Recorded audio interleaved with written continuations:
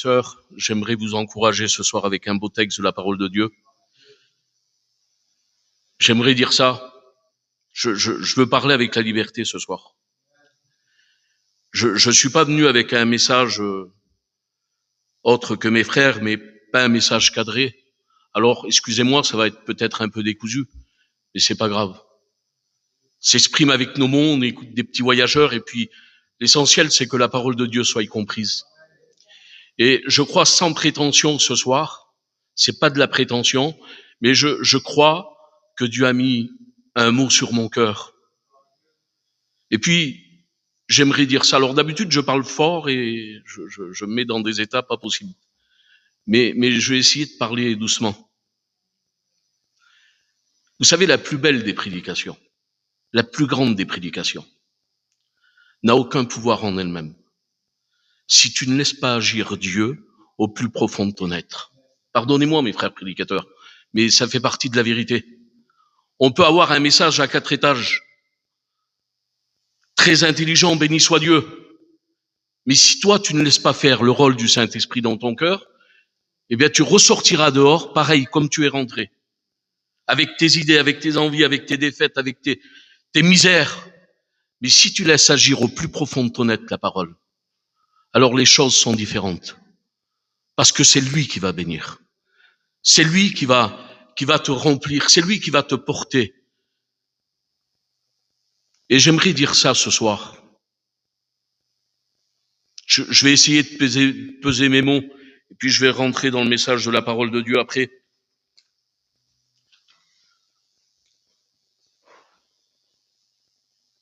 J'espère qu'on va comprendre la pensée. Et vous savez, c'est facile de mettre des avis et d'aller visiter le cœur des autres.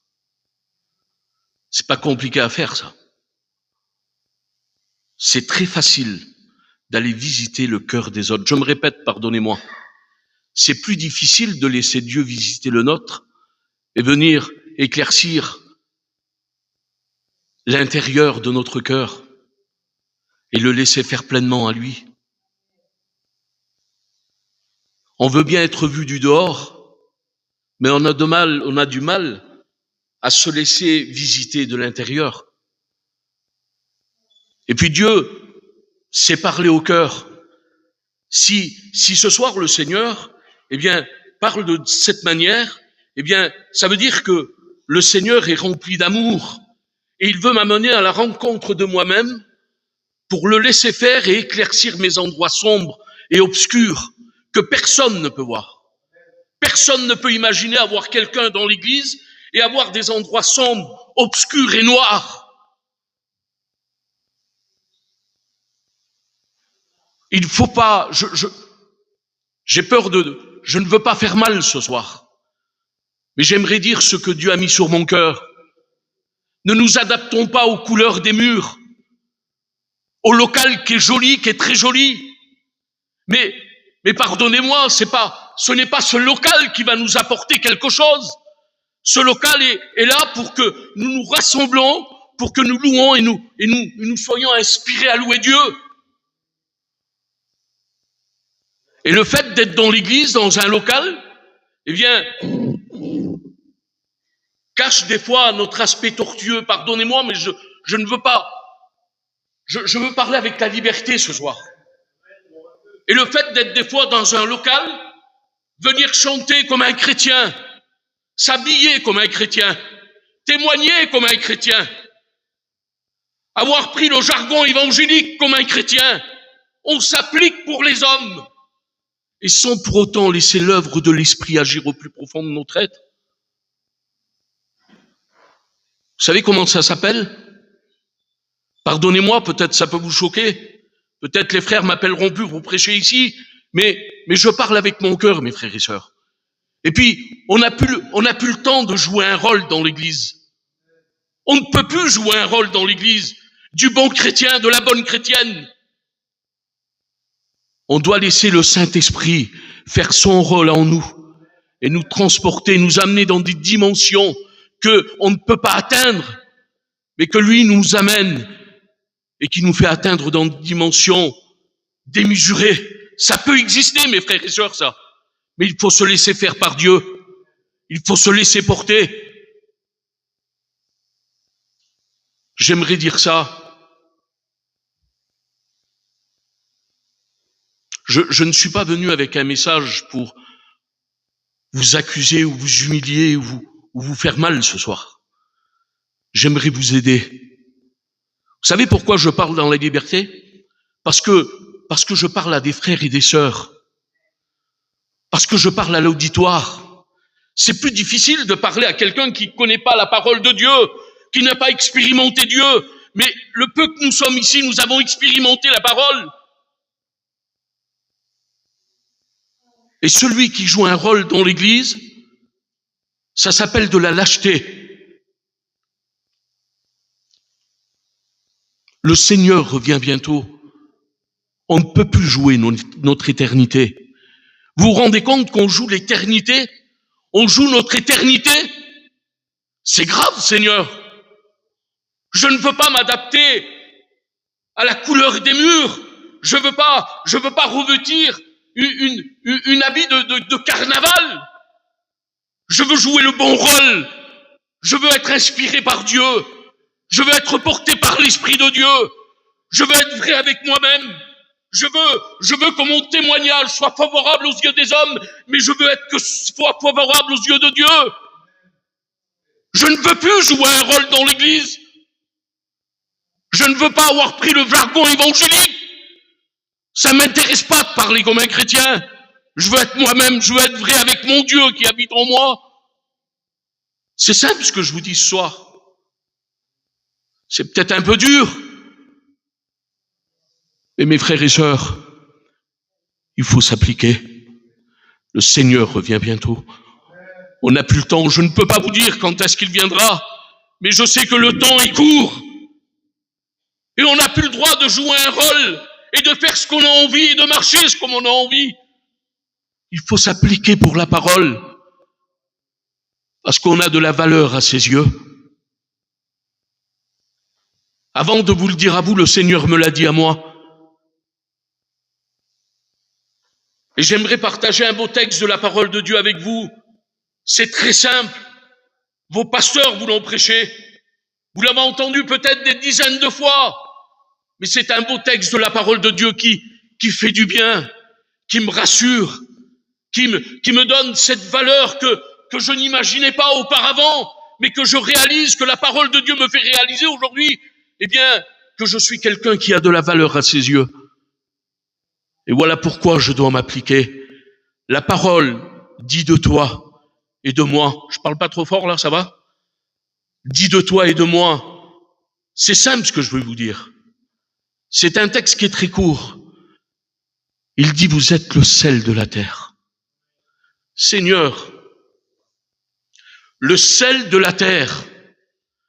Et ce soir, le Seigneur veut s'adresser à l'Église du Seigneur. Et il dit de toi et de moi, tu es le sel de la terre.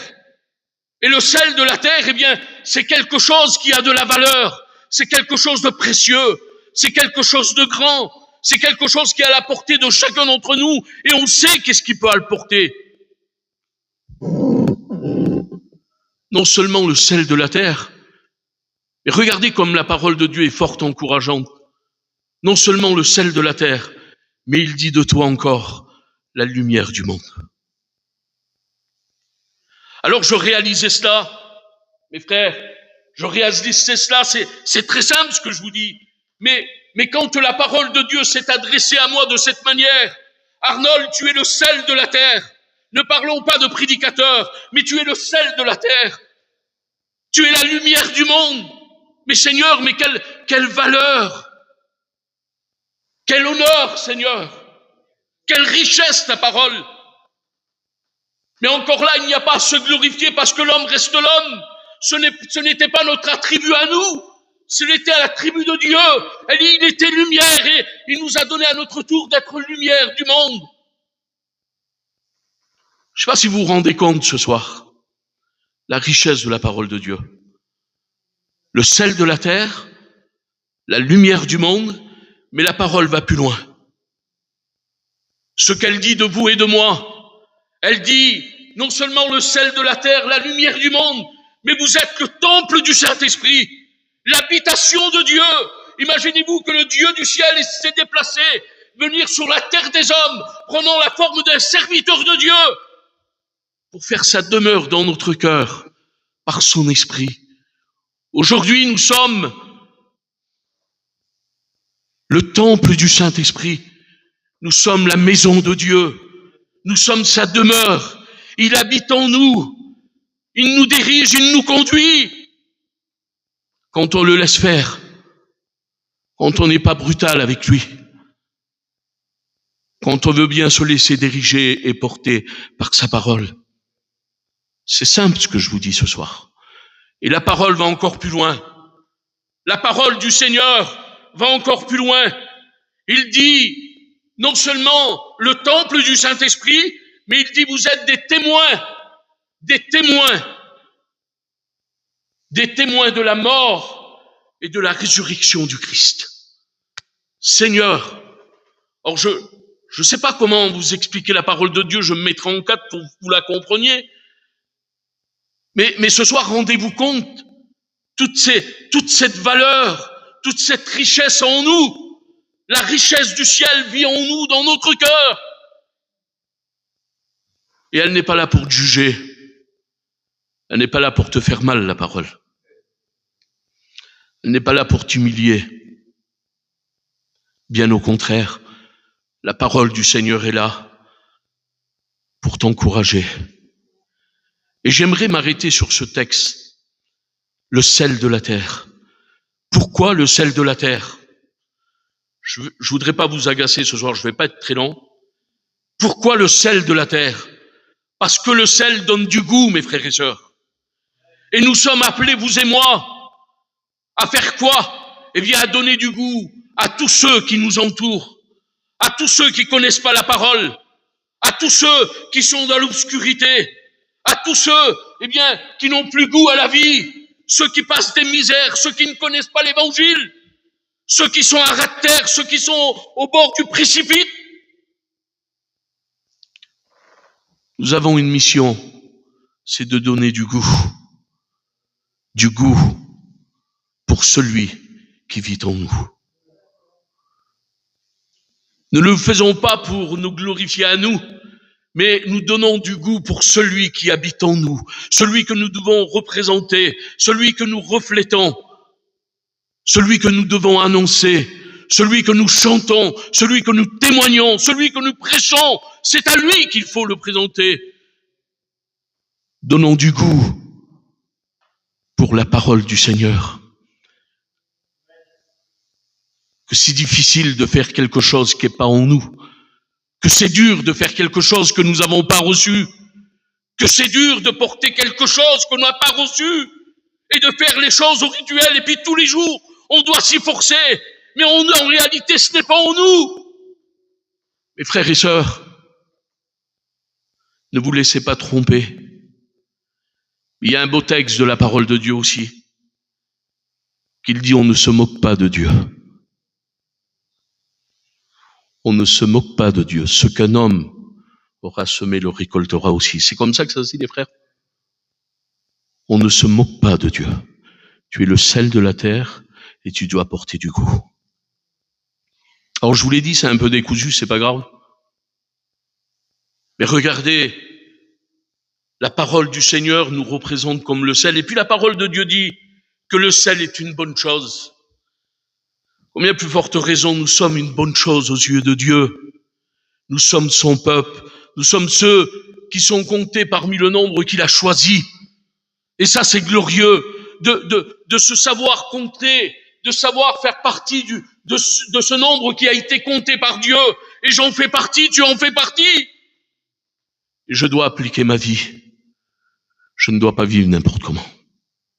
Je dois porter du goût. Où, Arnold, porter du goût? Je ne vous apprends rien et puis je n'ai pas la prétention de vous apprendre quelque chose. Ce soir, je parle avec mon cœur et j'aimerais que cette parole qui est très simple puisse être efficace pour toi, pour ta vie ce soir. Porter du goût. Du goût.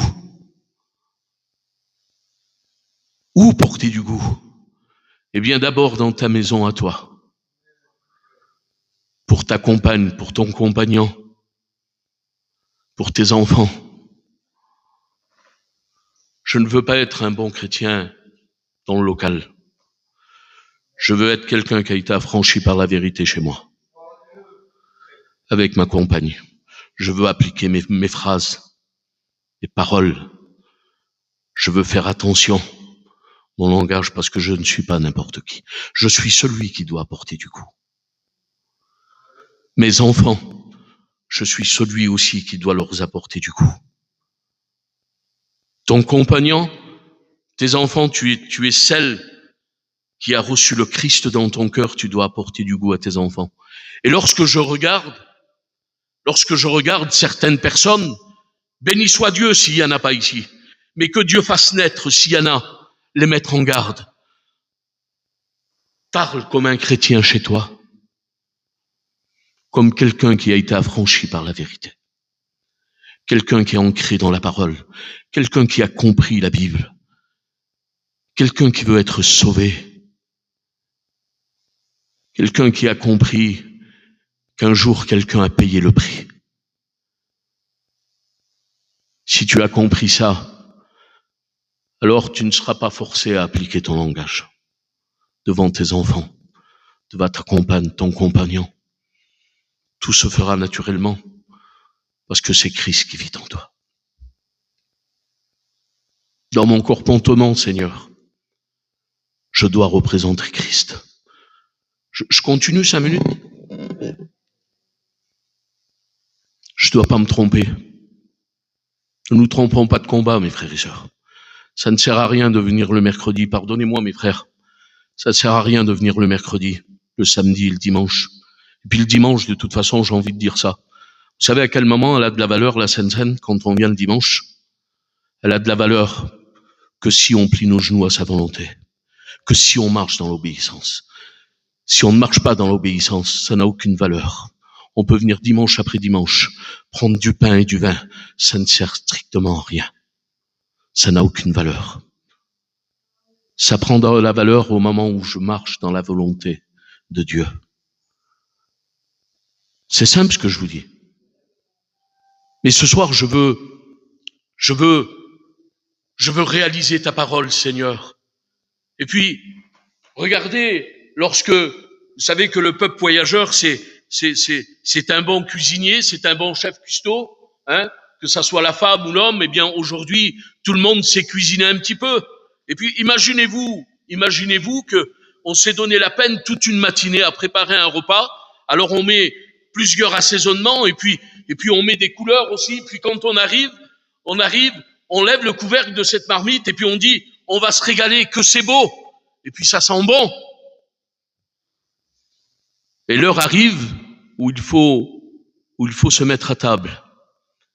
Et on met la cuillère à la bouche et il n'y a aucune saveur au palais. On a mis tout ce qu'il fallait, sauf l'essentiel, l'assaisonnement de sel, pour que ce manger apporte du goût et de la saveur, pour qu'on se régale en un mot. Et Job 6, chapitre 6, nous dit, peut-on manger ce qui est fade? C'est désagréable, mes frères et sœurs. Ça n'a aucun goût au palais. Ça n'a aucune saveur. On se régale pas, c'est pas bon. Vous avez fait le régime? Moi, j'ai essayé, j'ai pas arrivé. Quelque chose sans sel, c'est vraiment pas terrible. C'est ce qui apporte la saveur. Eh bien, j'aimerais te dire ça de manière très simple et qui reste logique. Sois assaisonné de l'esprit, sois assaisonné de ce sel partout où tu vas. Les gens qui t'entourent, qui voient cet assaisonnement, que tu leur apportes du goût. Quelle utilité le sel? Quelle utilité? Dieu veut que tu sois utile dans son œuvre. Il veut que tu arraches les âmes du feu. Tu n'es pas obligé de prêcher. Mais regardez un cantique chanté et inspiré de l'esprit. un homme peut être transformé. Un témoignage qui est inspiré et qui est rempli de l'esprit, un homme peut changer. Une prédication qui est assaisonnée et qui est accompagnée de l'esprit, alors elle peut changer un homme. Parce que ça n'a aucune capacité pour l'homme, mais c'est tout à la portée de Dieu. C'est Dieu qui fait tout. C'est l'Esprit du Seigneur qui fait tout. Tu n'as pas à te glorifier, nous sommes que des instruments entre les mains de Dieu, mais faut-il que cet instrument, soit pour Dieu et soit utile entre ses mains. C'est ce que Dieu veut, tout simplement. Et n'essaye pas de jouer le bon rôle du bon chrétien, de la bonne chrétienne. Je ne sais pas si on peut le nier ou on peut dire que ce n'est pas de cette façon-là, mais je pense que ça fait partie un peu de la vérité. Je pense que ça fait partie de la vérité, mes frères et sœurs. Vous me direz si je dis une bêtise, les anciens sont là, peuvent me le dire. Ne jouons pas un rôle dans un local, ça ne sert à rien.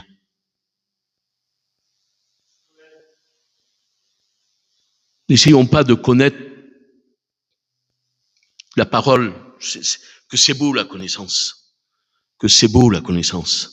mais ça charme les oreilles de celui qui connaît, c'est tout. C'est bon la connaissance, mais pour celui qui a compris, pour celui qui a été affranchi, pour celui qui s'en sert, pour celui qui est utile, c'est bon la connaissance. J'aimerais vous dire juste une chose, ce n'est pas suffisant la connaissance. Ça ne suffit pas la connaissance. C'est lui qu'il faut connaître. C'est lui personnellement, il faut faire la rencontre personnellement avec lui. J'ai mon fils qui a 12 ans. Il y a 2 ans qui suit les réunions. Il était très jeune. Il lit la parole de Dieu. Il lit la parole de Dieu et puis il partage la parole de Dieu avec tous les jeunes et puis on la partage des fois et puis mais ça ne suffit pas. C'est le maître qu'il faut connaître, c'est lui l'essentiel. Ne nous bornons pas, mes frères et sœurs, à vouloir connaître que c'est beau quelqu'un qui a rencontré personnellement le Christ.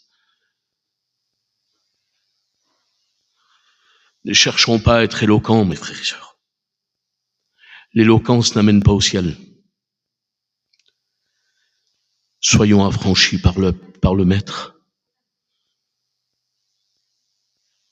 Et Dieu veut m'amener à la rencontre de moi-même pour avoir un face-à-face avec lui. C'est tout. Il veut nous rendre compte et puis nous amener à un face-à-face avec lui. S'asseoir en face et prendre une chaise et puis s'asseoir face à face et parler comme on parle à un homme. C'est ce que Dieu veut pour toi. Il dit, ça suffit. Ne joue plus un rôle, arrête avec tes rôles. Tu ne joues pas le rôle d'un film. C'est ton éternité. C'est l'éternité. Tu joues l'éternité. C'est important quand même.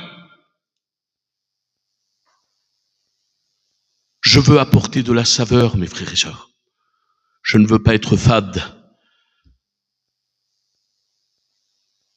Je dis ça et puis j'arrête. Un homme de Dieu passait dans un village. Il n'a pas crié haut et fort. Il n'est pas monté sur les toits. Il a été remarqué par cette femme. Certainement, cet homme est un saint homme de Dieu. Peut-être je le dis mal, mais il a été reconnu comme étant un homme de Dieu. Parce qu'il reflétait la gloire. Parce qu'il vivait l'œuvre de Dieu. Parce qu'il était vrai. Parce que c'était pas un faucheton, pardonnez-moi, ça peut vous choquer. Il était vrai avec Dieu. Dieu veut qu'on soit vrai avec lui. Tu dois changer, change. Tu dois demander pardon à Dieu, il ne peut recommencer, c'est le vrai pardon. Demande pardon et ne recommence plus, c'est le vrai pardon. Demande à Dieu d'améliorer ta vie, tu peux le faire. Tu peux tout lui dire à lui. Il peut tout réparer. Il peut tout arranger. Il n'est pas venu pour détruire et casser. Il est venu pour construire et arranger. Il veut arranger ton cœur ce soir. Il veut bénir ta vie ce soir. Il veut que tu sois vrai chez toi. Il veut que tu sois vrai avec tes enfants, avec ton mari, avec ton compagnon. Il veut que tu vives la vie de Dieu. On reconnaît un arbre à son fruit. On reconnaît un homme de Dieu à ce qu'il porte, à ce qu'il vit. Il n'a pas besoin de parler, il n'a pas besoin de crier, qu'il a rencontré, qu'il a été affranchi. Son comportement, son silence parlera plus fort que tes phrases et que tes cantiques peut-être que tu chantes. Il parlera plus fort ton silence. Et reconnaître Dieu en toi, reconnaître l'amour de Dieu en toi, reconnaître la véritable vie en Dieu. C'est ça, mes frères et sœurs. Je ne vous apprends rien ce soir. Et j'aimerais vous aider ce soir, comme mes frères serviteurs, comme vous, à vouloir être prêt. Oui, à vouloir être prêt. Seigneur, je ne veux pas jouer un rôle. Je veux être sincère avec toi.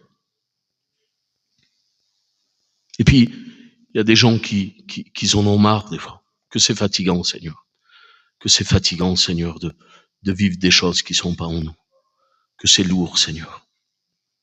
Que c'est lourd. Mais vous pouvez pas vous imaginer le poids que ça peut faire quand on fait quelque chose qui est pas en nous et qu'on n'a pas envie de le faire. Mais il faut le faire. Pour faire beau.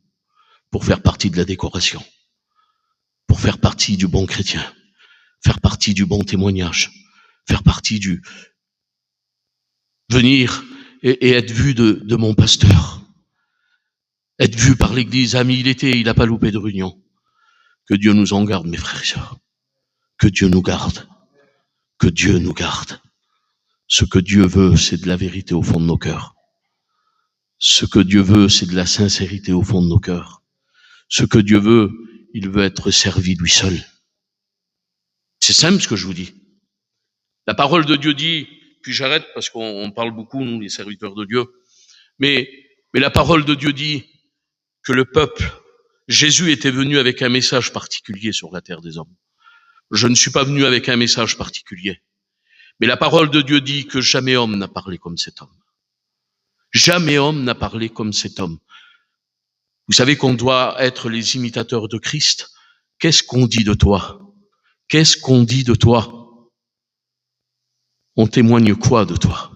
Quand tu passes, quand tu vas visiter, quand tu vas voir tes amis, quand tu vas voir ta famille, qu'est-ce qu'on dit de toi?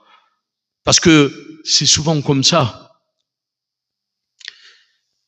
J'ai peur de le dire, mais tant pis. C'est souvent comme ça. On le porte aux autres d'abord, quand quelqu'un nous a fait quelque chose et quand on pense quelque chose de quelqu'un, on va d'abord le porter et le rapporter aux autres avant d'aller lui dire à lui. C'est évangélique, ça? Je pense pas que ça fait partie. C'est pas trop évangélique. Mon frère, je dois le conserver, je dois surveiller sur lui, je dois veiller sur lui. Que le diable ne le terrasse pas, ne le détruit pas, ne le tue pas. C'est grave ce que je vous dis quand même. Arrêtons, mes frères et sœurs. Soyons vrais. Aimons nos frères, aidons-les. Arrêtons d'aller visiter le cœur des uns et des autres. Parce que de toute façon, c'est faux de A jusqu'à Z. Celui qui va visiter le cœur des autres, c'est parce que c'est lui qui a un problème. C'est Dieu qui connaît les cœurs. Et Dieu seul visite les cœurs. Et l'intérieur de l'homme, de la femme. C'est simple ce que je vous dis ce soir. Mais arrêtez, mes frères et sœurs. Arrêtons. C'est pas évangélique, tout ça. Peu importe si l'autre mange à 6 heures ou à 5 heures. Vous avez vu, même ça nous dérange. La sœur, elle se lève trop de bonne heure pour aller faire ses affaires. pour nettoyer, pour faire son ménage, ça nous dérange aussi. On est comme ça.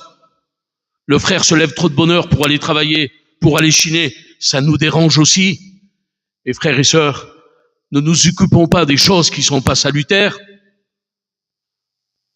Ne nous occupons pas des choses qui sont pas salutaires. Occupons-nous du salut. Occupons-nous des choses salutaires. Ce que j'aimerais ce soir, c'est peut-être, bien sûr, peut-être, c'est décousu ce que je vous dis, c'est pas cadré ce que je vous dis.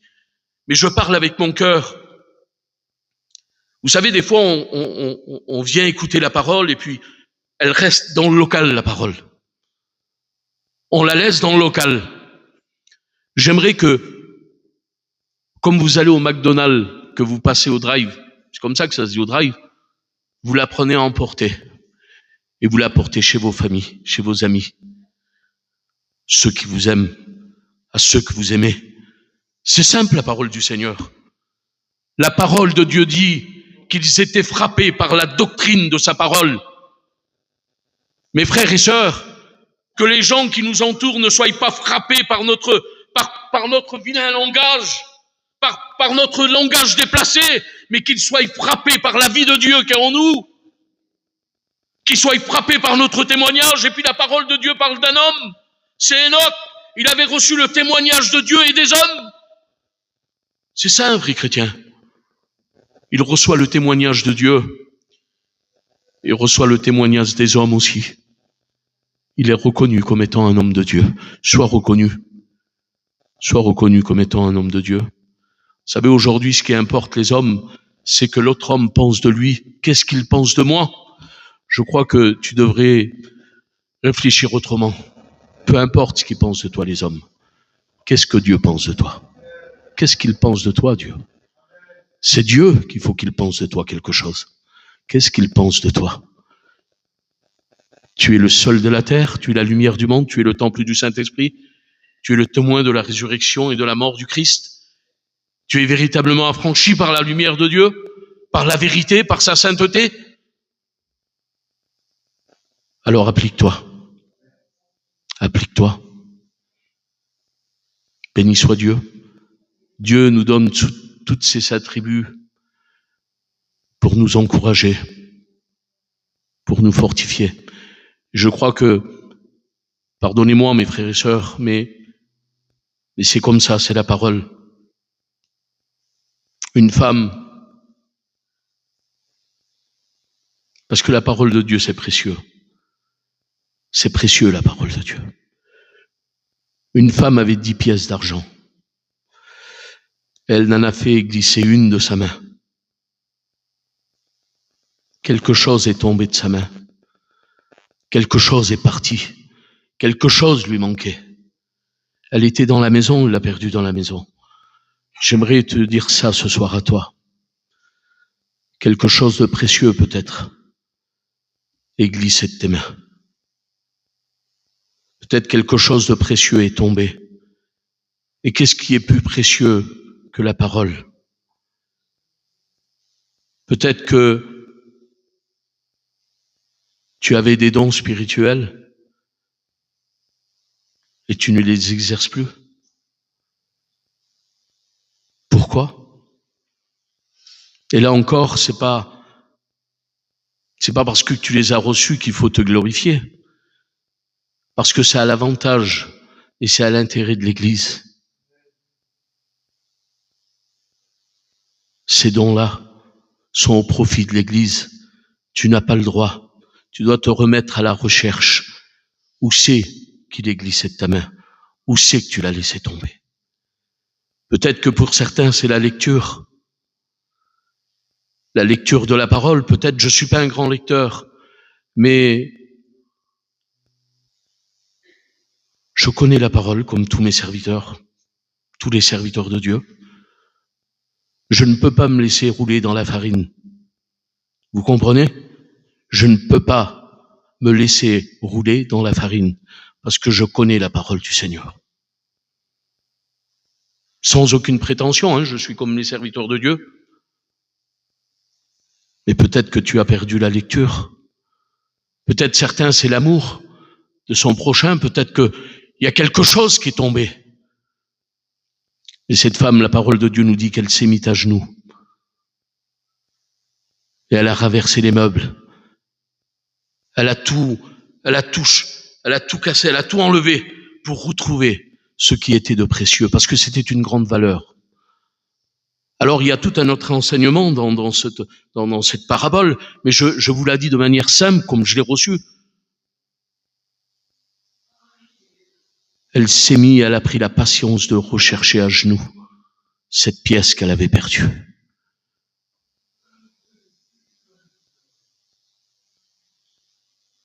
Retrouver la valeur de l'enfant de Dieu. Retrouve tes valeurs. Tu as de la valeur à ses yeux. Retrouve tes vraies valeurs de l'enfant de Dieu. On prie le Seigneur. Et si tu veux ce soir, pardonnez-moi, j'ai été trop long.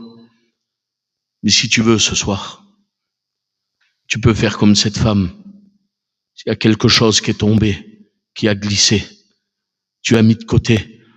Alors, Dieu est au milieu de nous. Tu peux le retrouver. Tu peux retrouver ces choses précieuses qui te manquaient. Parce que c'est précieux. Tout ce qui est dans l'œuvre est précieux. Je vais demander à notre frère Noël de prier le Seigneur. Non.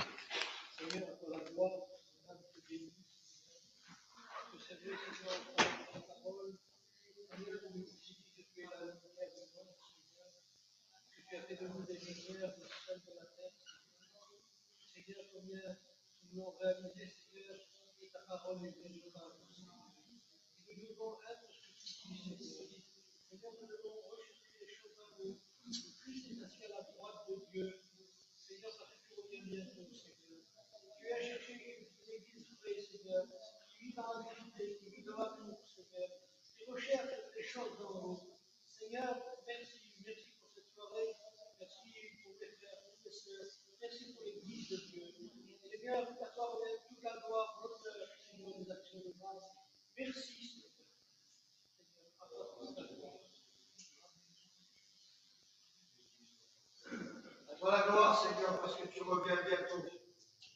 À toi la gloire, Seigneur, parce que tu viens juger avec vérité. À toi la gloire, parce que tu es le juste juge. À toi la gloire, parce que tu veux sauver le plus grand nombre. À toi la gloire, Seigneur, pour ta parole qui nous invite à être vrai, à nous regarder nous-mêmes, à sonder nos cœurs face à toi, face à la vérité, face à ce que nous sommes. Seigneur, à toi la gloire, parce que ton esprit éclaire nos vies, nos âmes, quand nous ne sommes pas